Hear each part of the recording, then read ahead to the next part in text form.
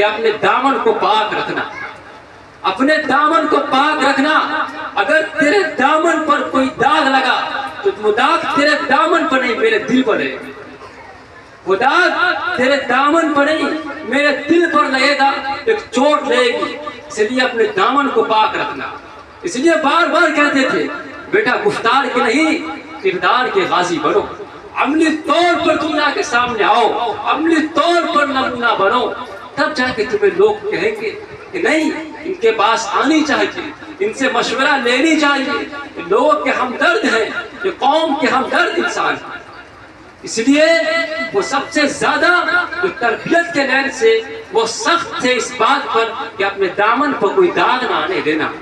الحمدللہ ہم 10 بھائی بہن ہیں، 2 بھائی اور 8 بہن ہیں، وہ اللہ پاک کا شکر ادا کرتے ہیں کہ عزت کے ساتھ ہے، کسی کے دامن پر کوئی داغ نہ آیا۔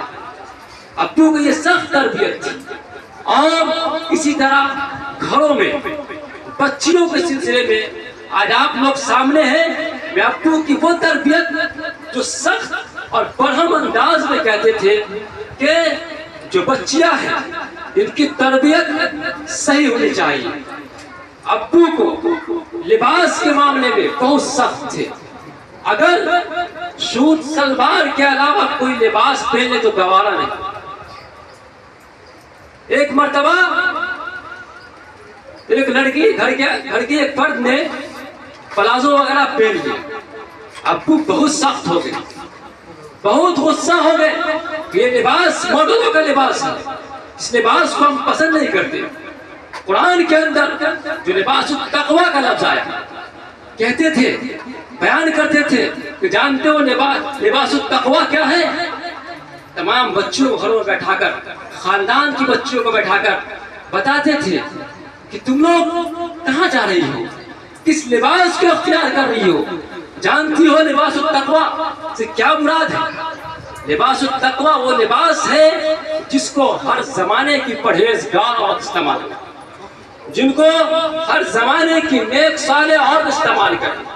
آپ جانتے ہیں کہ سوٹ اور سلوار ایک ایسا لباس ہے جو پرہیزگار، دیندار اور نیک لڑکیاں استعمال کرتی ہیں۔ اس لیے اس بات پر زور دیتے تھے کہ تم لوگ لباس التقوی بنو۔ لباس التقوی وہ لباس جن کے قرآن نے نقشہ کھینچا ہے، ہر زمانے کے اعتبار سے ایسا لباس پہنو۔ یہ گھر میں ابو کے تربیت کا معاملہ تھا۔ اسی طرح ایمانی غیرت تھی، ایمانی حمیت تھی، اور ابو کو یقین تھا موت پر۔ جب کہتے تھے کہ دوا کھا لیجئے صحت بگڑ رہی ہے تو کہتے ہیں موت تو آنی، یقیناً موت تو آنی ہے۔ کل من علیہا فان، دنیا میں کوئی شے نہیں ہے جن کو فنا نہیں ہونا، بقا کی ذات تو صرف اللہ ہے، بقا کی ذات صرف اللہ ہے۔ تو دوا تو کھاتے تھے لیکن کہتے ہیں موت تو آنی ہے۔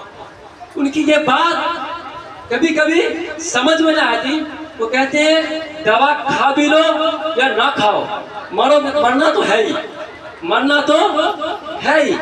اگر دوا نہ کھائیں گے دقت سے مریں گے لیکن مریں گے، یہ ان کو یقین تھا کہ مرنا تو ہے۔ ہمارے پیچھے بہت سارے بزرگ ہستیاں شخصیت ہیں، تاثرات اپنے اپنے اعتبار سے دیں گے۔ ہم اللہ تبارک و تعالیٰ سے دعا کرتے ہیں کہ اللہ تبارک و تعالیٰ ابو کو غریق رحمت کرے اور جنت الفردوس میں اعلیٰ الجنہ میں جگہ اور مقام نصیب فرمائے۔ وما علینا الا البلاغ۔